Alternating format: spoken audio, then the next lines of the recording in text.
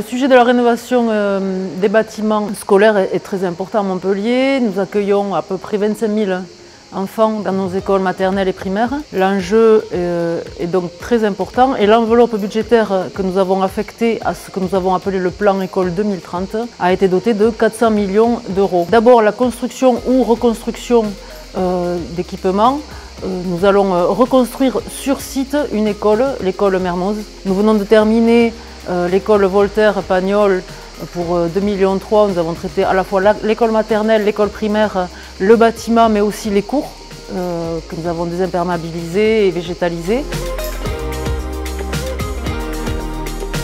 Dès le début du déploiement du plan École 2030, une urgence d'abord, effectivement, on a connu des températures très élevées. Je me souviens il y a 2 ans d'un 46 degrés sur une commune très proche de Montpellier.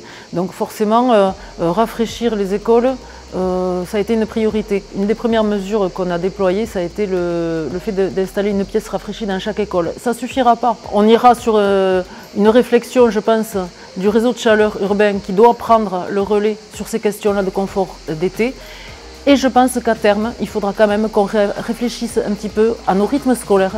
C'est beaucoup plus confortable d'enseigner dans une classe où il fait pas 38 degrés dès 8 h du matin. Faire un focus sur le bâti scolaire et le partager à un niveau national sur un campus comme celui qui se tient aujourd'hui à Montpellier, moi je trouve ça très enrichissant.